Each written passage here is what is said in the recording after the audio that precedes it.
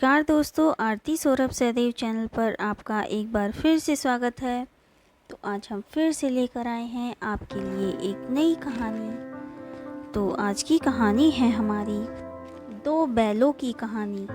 तो चलिए दोस्तों, कहानी को हम शुरू करते हैं। जानवरों में गधा सबसे ज़्यादा बुद्धिहीन समझा जाता है। हम जब किसी आदमी को पल्ले दर्जे का बेवकूफ़ कहना चाहते हैं तो उसे गधा कहते हैं। गधा सचमुच बेवकूफ़ है या उसके सीधेपन या उसकी निरापद सहिष्णुता ने उसे यह पदवी दे दी है, इसका निश्चय नहीं किया जा सकता। गाय सींग मारती है। कुत्ता भी बहुत गरीब जानवर है, लेकिन कभी कभी उसे भी क्रोध आ जाता है, किंतु गधे को कभी क्रोध नहीं आता। न सुना है और ना देखा है। जितना चाहे गरीब को मारो, चाहे जैसी खराब सड़ी हुई घास सामने डाल दो, उसके चेहरे पर कभी असंतोष की छाया भी दिखाई ना देगी। वैशाख में चाहे एकाध बार कुल्लेल कर लेता हो, पर हमने तो उसे कभी खुश होते नहीं देखा। उसके चेहरे पर एक स्थायी विषाद स्थायी रूप से छाया रहता है। सुख दुख हानि लाभ किसी भी दशा में उसे बदलते नहीं देखा। ऋषियों मुनियों के जितने गुण हैं, वे सभी उसमें पराकाष्ठा को पहुंच गए हैं, पर आदमी उसे बेवकूफ़ कहता है। सद्गुणों को इतना अनादर कहीं नहीं देखा। कदाचित सीधापन संसार के लिए उपयुक्त नहीं है। कुछ लोग बैल को शायद बेवकूफ़ों में सर्वश्रेष्ठ कहेंगे, मगर हमारा विचार ऐसा नहीं है। बैल कभी कभी मारता भी है। कभी कभी अड़ियल बैल भी देखने में आता है और भी कई रीतियों से अपना असंतोष प्रकट कर देता है। अतएव उसका स्थान गधे से नीचा है। झूरी काशी के दोनों बैलों के नाम थे हीरा और मोती। दोनों पछाई जाति के थे, देखने में सुंदर, काम में चौकस, ढील में ऊंचे। बहुत दिनों से साथ रहते थे। दोनों में भाईचारा हो गया। दोनों आमने सामने या आसपास बैठे हुए एक दूसरे के मूक भाषा में विचार विनिमय करते थे। एक दूसरे के मन की बात कैसे समझ जाता था, हम भी नहीं कह सकते। अवश्य ही उनमें कोई ऐसी गुप्त शक्ति थी जिससे जीवों में श्रेष्ठता का दावा करने वाला मनुष्य वंचित है। दोनों एक दूसरे को चाटकर और सूंघकर अपना प्रेम प्रकट करते। कभी कभी दोनों सींग भी मिला लिया करते थे। विग्रह के नाते से नहीं, बल्कि विनोद के भाव से, आत्मीयता के भाव से। जैसे दोस्तों में घनिष्ठता होते ही ढोल धप्पा होने लगता है। इसके बिना दोस्ती कुछ फुसफुसी, कुछ हल्की सी रहती है, जिस पर ज़्यादा विश्वास नहीं किया जा सकता। जिस वक्त ये दोनों बैल हल या गाड़ी में जोत दिए जाते और गर्दन हिला हिला कर चलते, उस वक्त हर एक की यही चेष्टा होती थी कि ज़्यादा से ज़्यादा बोझ मेरी ही गर्दन पर है। दिन भर के बाद दोपहर या संध्या को दोनों खुलते और एक दूसरे को चाट चाट कर अपनी थकान मिटा लेते। नांद में खली भूसा पड़ जाने के बाद दोनों साथ उठते, साथ नांद में मुंह डालते और साथ ही बैठते थे। एक मुंह हटा लेता तो दूसरा भी हटा लेता। संयोग की बात है, झूरी ने एक बार गोई को ससुराल भेज दिया। बैलों को क्या मालूम वे क्यों भेजे जा रहे हैं। समझे मालिक ने हमें बेच दिया। अपना यूं बेचा जाना उन्हें अच्छा बुरा लगने लगा। कौन जाने पर झूरी के साले गया को घर तक गोई ले जाने में दांतों में पसीना आ गया।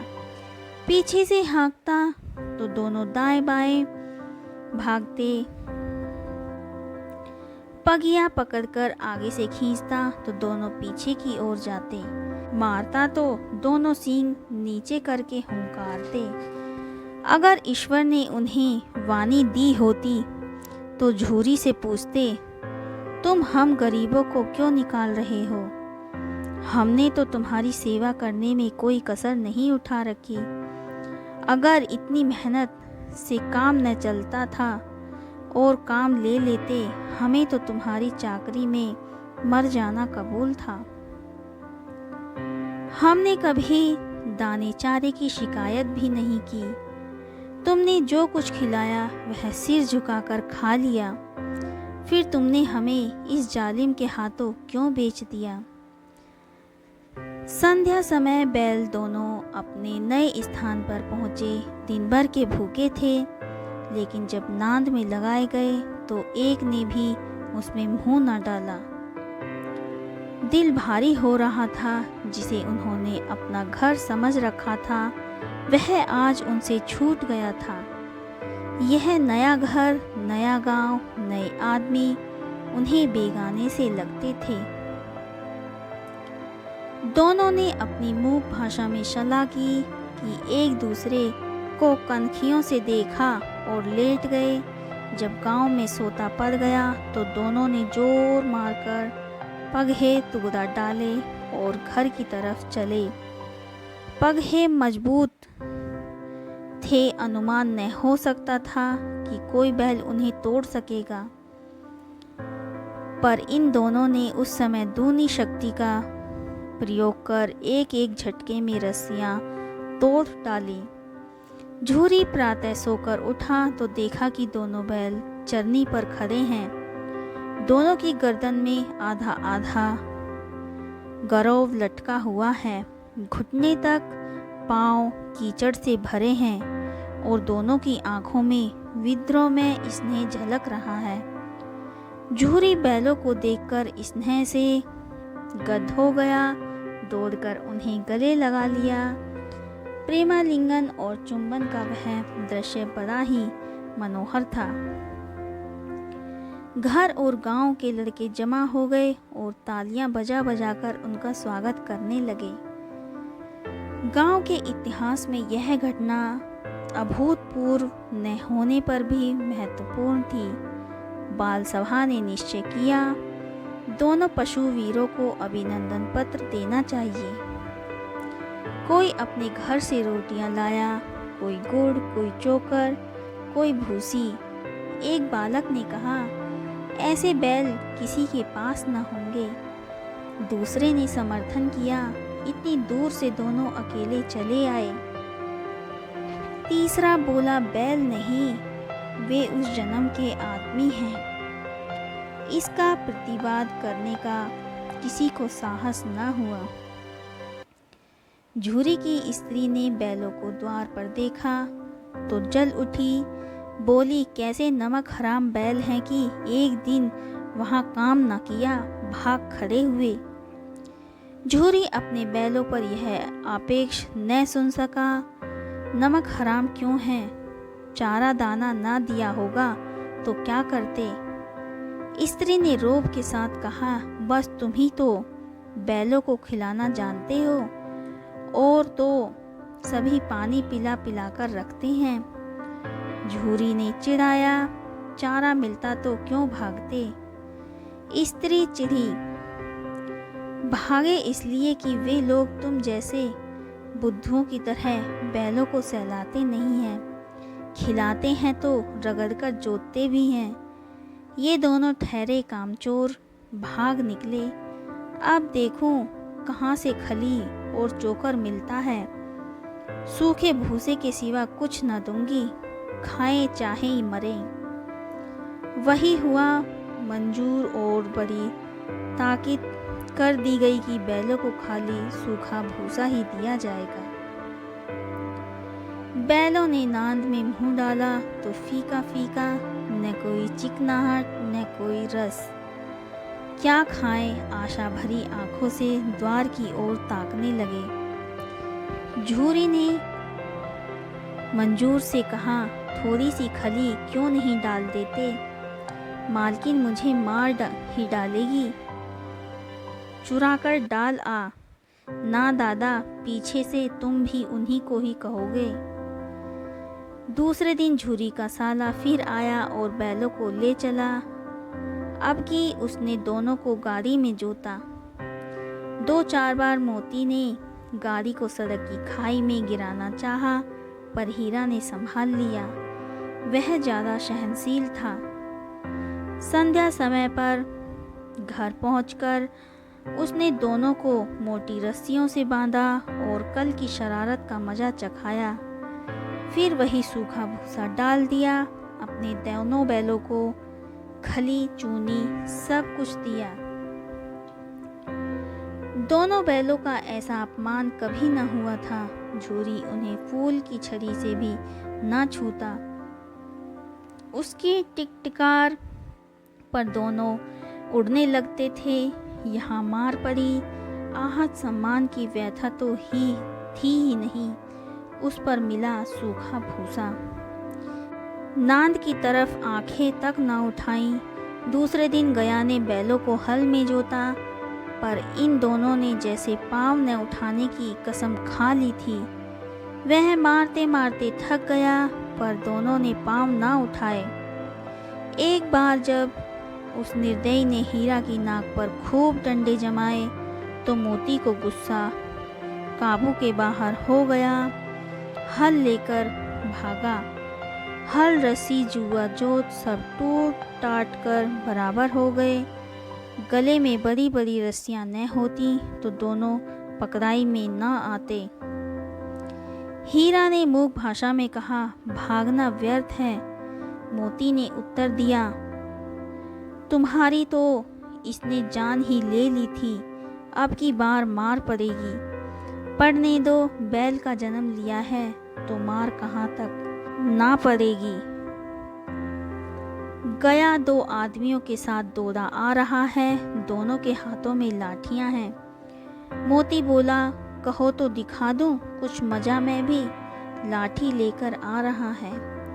हीरा ने समझाया, नहीं भाई, खड़े हो जाओ। मुझे मारेगा तो मैं भी 1-2 को गिरा दूंगा। नहीं, हमारी जाति का यह धर्म नहीं है। मोती दिल में ऐंठ कर रह गया। गया आ पहुंचा और दोनों को पकड़कर ले चला। कुशल हुई कि उसने इस वक्त मारपीट ना की, नहीं तो मोती भी पलट पड़ता।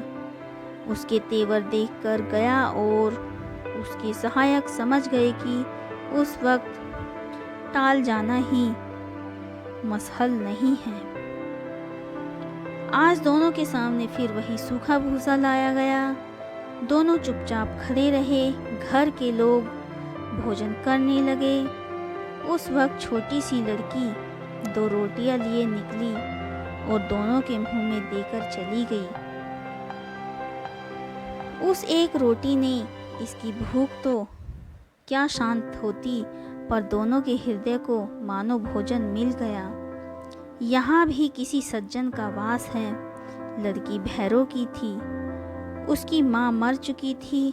सौतेली माँ मारती रहती थी, इसलिए मन बैलों से उसे एक प्रकार की आत्मीयता हो गई थी। दोनों दिन भर जोते जोते, डंडे खाते, शाम को थान पर बांध दिए जाते और रात को वही बालिका उन्हें 2 रोटियां खिला जाती। प्रेम के इस प्रसाद की यह बरकत थी कि 2-2 काल सूखा भूसा खाकर भी दोनों दुर्बल ना होते, मगर दोनों की आंखों में रोम रोम में विद्रोह भरा हुआ था। एक दिन मोती ने मूक भाषा में कहा, अब तो नहीं सहा जाता हीरा, क्या करना चाहते हो?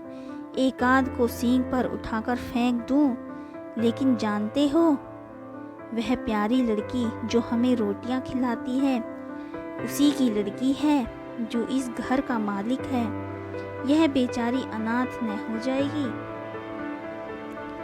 तो मालकिन को न फेंक दूं, वही तो इस लड़की को मारती है। लेकिन औरत जात पर सींग चलाना मना है, यह भूल जाते हो। तुम तो किसी तरह निकलने ही नहीं देते। बताओ, तुड़ाकर भाग चलें? हाँ, यह मैं स्वीकार करता हूँ, लेकिन इतनी मोटी रस्सी कैसे टूटेगी? इसका उपाय है, पहले रस्सी को थोड़ा सा चबा लो, फिर एक झटके में जाती रहेगी। रात को जब बालिका रोटी खिलाकर चली गई, दोनों रस्सियां चबाने लगे, पर मोटी रस्सी मुंह में ना आती थी।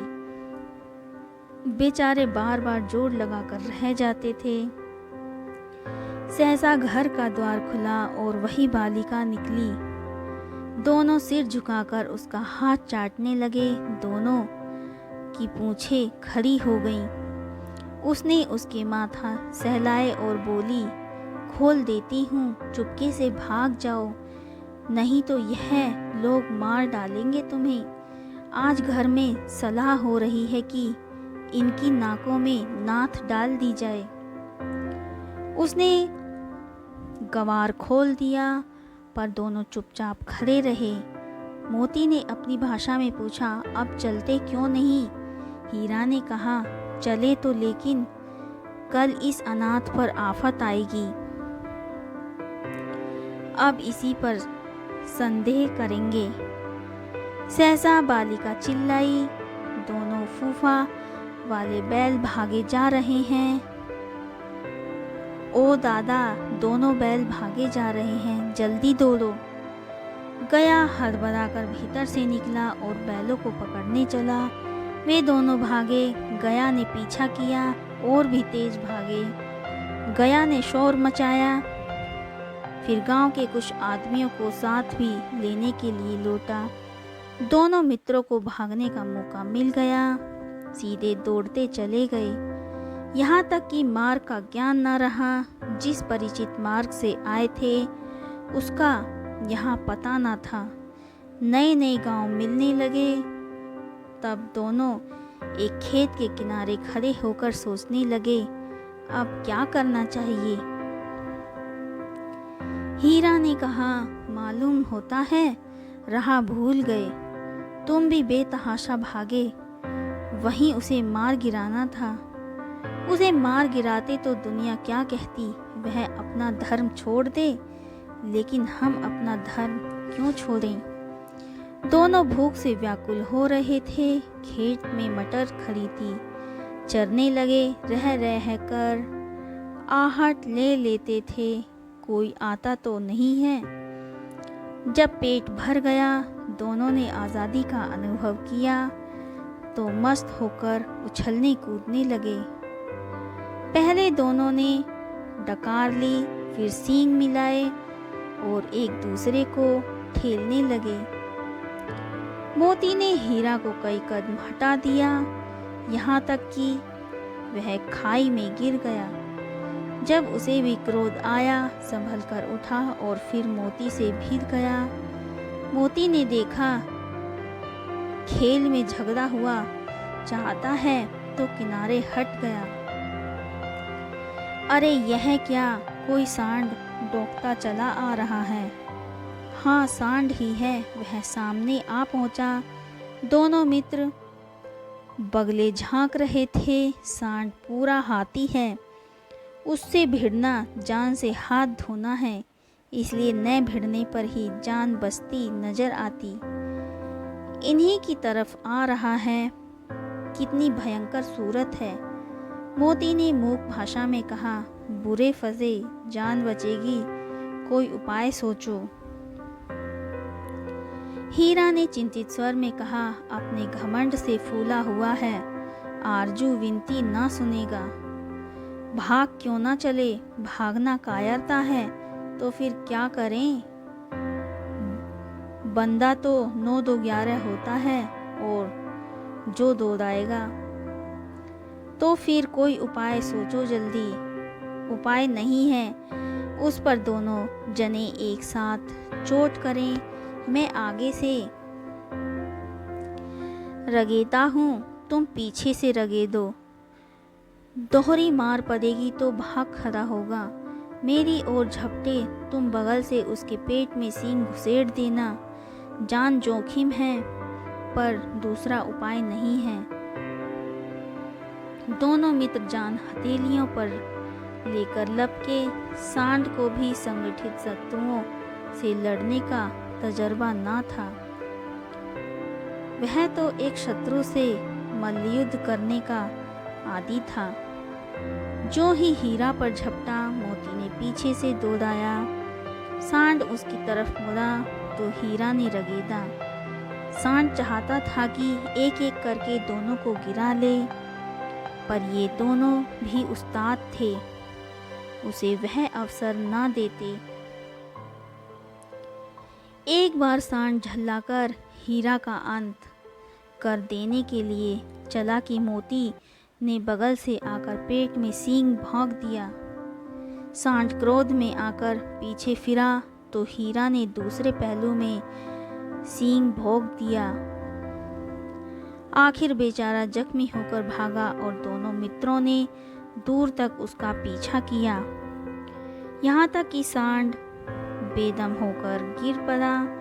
तब दोनों ने उसे छोड़ दिया। दोनों मित्र विजय के नशे में झूमते चले जाते हैं। मोती ने अपनी सांकेतिक भाषा में कहा, मेरा तो जी चाहता है कि बच्चा को मार ही डालूं। हीरा ने तिरस्कार किया, गिरे हुए बैरी पर सींग न चलाना चाहिए। यह सब ढोंग है। बैरी को कैसे मारना चाहिए कि फिर ना उठे। अब घर कैसे पहुंचेंगे वह सोचो, पहले कुछ खा लो तो सोचेंगे। सामने मटर का खेत था ही, मोती उसमें घुस गया। हीरा मना करता रहा, पर उसने एक न सुनी। अभी 2-4 ग्रास खाए ही थे कि 2 आदमी लाठियां लेकर दौड़ पड़े और दोनों मित्रों को घेर लिया। हीरा तो मेड़ पर था, निकल गया। मोती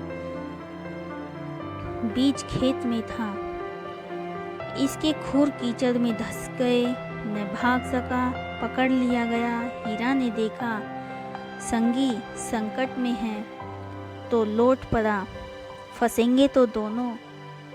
रखवालों ने उसे भी पकड़ लिया। प्रातःकाल दोनों मित्र कांजी होश में बंद कर दिए गए। दोनों मित्रों को जीवन में पहली बार ऐसा साबिका पड़ा कि सारा दिन बीत गया और खाने को एक दिन का भी ना मिला। समझ में ही नहीं आता यह कैसा स्वामी है। इससे तो गया फिर भी अच्छा था। यहाँ कई भैंसें थी, कई बकरियाँ, कई घोड़े, कई गधे, पर किसी के सामने चारा ना था। सब जमीन पर मुर्दों की तरह पड़े हुए थे। कई तो इतने कमजोर हो गए थे कि खड़े भी नहीं हो सकते थे। सारा दिन दोनों मित्र फाटक की ओर देखते, टकटकी लगाते हुए ताकते रहे, पर कोई चारा लेकर आता ना दिखाई दिया। तब दोनों ने दीवार की नमकीन मिट्टी चाटनी शुरू की, पर इससे क्या तृप्ति होती। रात को भी जब कुछ भोजन न मिला तो हीरा के दिल में विद्रोह की ज्वाला दहक उठी। मोती से बोला, अब तो नहीं रहा जाता मोती। मोती ने सिर लटकाए हुए जवाब दिया, मुझे तो मालूम होता है प्राण निकल रहे हैं। इतनी जल्दी हिम्मत न हारो भाई, यहाँ से भागने का कोई उपाय निकालना चाहिए। आओ दीवार तोड़ डालें, मुझसे तो अब कुछ नहीं होगा। बस इसी बूते पर अकड़ते थे। सारी अकड़ निकल गई। बाड़े की दीवार कच्ची थी। हीरा मजबूत तो था ही, अपने नुकीले सींग दीवार में गड़ा दिए और जोर मारा तो मिट्टी का एक चिप्पड़ निकल गया। फिर तो उसका साहस और बढ़ गया। उसने दौड़ दौड़ कर दीवार पर चोटें की और वह हर चोट में थोड़ी थोड़ी मिट्टी गिराने लगा। उसी समय काजी हौस का चौकीदार लालटेन लेकर जानवरों की हाजिरी लेने निकला। हीरा का उजापन देखकर उसने उसे कई डंडे रसीद किए और मोटी सी रस्सी से बांध दिया। मोती ने पदे पदे कहा, आखिर मार खाई क्या? अपने बूते भर जोर तो मार दिया, ऐसा जोर मारना किसी काम का कि और बंधन में पड़ गया। जोर तो मारता ही जाऊंगा, चाहे कितने भी बंधन पड़ते जाएं। जान से हाथ धोना पड़ेगा, कुछ परवाह नहीं, यूं भी मरना ही है। सोचो दीवार खुद जाती तो कितनी जानें बच जाती। इतने भाई यहाँ बंद हैं, किसी के देह में जान नहीं है। 2-4 दिन और यही हाल रहा तो सब मर जाएंगे। हाँ यह बात तो है। अच्छा तो ला, फिर मैं भी जोर लगाता हूँ। मोती ने भी दीवार में उसी जगह सींग मारा। थोड़ी सी मिट्टी गिरी तो हिम्मत और बढ़ी। फिर तो वह दीवार में सींग लगाकर इस तरह जोर करने लगा मानो किसी प्रतिद्वंदी से लड़ रहा हो। आखिर कोई 2 घंटे की और आजमाई के बाद दीवार ऊपर से लगभग 1 हाथ गिर गई। उसने दूनी शक्ति से दूसरा धक्का मारा और आधी दीवार गिर पड़ी। दीवार का गिरना था कि अधमरे से पड़े हुए सभी जानवर चेत उठे। तीनों घोड़ियां सरपट भाग निकली, फिर बकरियां निकली, उसके बाद भैंसे भी खिसक गए, पर गधे अभी तक ज्यों के त्यों खड़े थे। हीरा ने पूछा, तुम दोनों क्यों नहीं भाग जाते? एक गधे ने कहा, जो कहीं फिर पकड़ लिए जाए तो क्या हर्ज है, अभी तो भागने का अवसर है। हमें तो डर लगता है, हम यहीं पड़े रहेंगे। आधी रात से ऊपर जा चुकी थी। दोनों गधे अभी तक खड़े सोच रहे थे कि भागें या ना भागें। मोती अपने मित्र की रस्सी तोड़ने में लगा हुआ था। जब वह हार गया तो हीरा ने कहा, तुम जाओ, मुझे यहीं पड़ा रहने दो, शायद कहीं पेट हो जाए। मोती ने आंखों में आंसू लाकर कहा, तुम मुझे इतना स्वार्थी समझते हो? हीरा, हम और तुम इतने दिनों तक साथ रहे हैं, आज तुम विपत्ति में पड़ गए तो मैं तुम्हें छोड़कर अलग हो जाऊं? हीरा ने कहा, बहुत मार पड़ेगी, लोग समझ जाएंगे यह तुम्हारी शरारत है। मोती गर्व से बोला, जिस अपराध के लिए तुमने गले में बंधन पड़ा है, उसके लिए अगर मुझ पर मार पड़े तो क्या चिंता। इतना तो हो ही गया कि 9-10 प्राणियों की जान बच गई, वे सब तो आशीर्वाद देंगे। यह कहते हुए मोती ने दोनों गधों को सींगों से मार मार कर बाड़े के बाहर निकाला और तब अपने बंधु के पास आकर सो रहा। भोर होते ही मुंशी और चौकीदार तथा अन्य कर्मचारियों ने कैसी खलबली मची, इसके लिखने की ज़रूरत नहीं। बस इतना ही काफ़ी है कि मोती की खूब मरम्मत हुई और उसे भी मोटी रस्सी से बांध दिया गया। 1 सप्ताह तक दोनों मित्र बंधे पड़े रहे। किसी ने चारे का एक तन भी न डाला। हाँ, एक बार पानी दिखा दिया जाता था, यही उनका आधार था। दोनों इतने दुर्बल हो गए थे कि उठा तक न जाता। ठठरिया निकल आई थी। एक दिन बाड़े के सामने डुग्गी बजने लगी और दोपहर होते होते वहाँ 50-60 आदमी जमा हो गए। तब दोनों मित्र निकाले गए और उनकी देखभाल होने लगी। लोग आकर उनकी सूरत देखते और मन फीका करके चले जाते। ऐसे मृतक बैलों को कौन खरीदार होगा? सहसा एक दरियल आदमी, जिसकी आंखें लाल थी और मुद्रा अत्यंत कठोर, और दोनों मित्रों के कूलों में उंगली गोदकर मुंशी जी से बातें करने लगा। उसका चेहरा देखकर अंतजान ने दोनों मित्रों के दिल कांप उठे। वह कौन है और उन्हें क्यों टटोल रहा है, इस विषय में उन्हें कोई संदेह न हुआ। दोनों ने एक दूसरे को भीत नेत्रों से देखा और सिर झुका लिया। हीरा ने कहा, गया के घर से नाहक भागे, अब जान ना बचेगी। मोती ने अश्रद्धा के भाव से उत्तर दिया, कहते हैं भगवान सबके ऊपर दया करते हैं, उन्हें हमारे ऊपर क्यों दया नहीं आती। भगवान के लिए हमारा मरना जीना दोनों बराबर है। चलो अच्छा ही है, कुछ दिन उसके पास तो रहेंगे। एक बार भगवान ने उस लड़की के ऊपर से हमें बचाया था, अब क्यों ना बचाएंगे। यह आदमी छुरी लाएगा, देख लेना। तो क्या चिंता है, मांस खाल सींग हड्डी सब किसी न किसी काम आ जाएगी। नीलाम हो जाने के बाद दोनों मित्र उस डढ़ियल के साथ चले।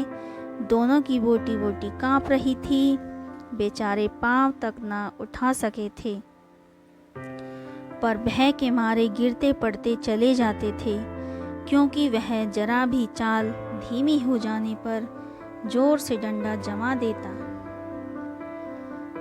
राह में गया बैलों का रेवद हरे हरे हार में चरता नजर आया।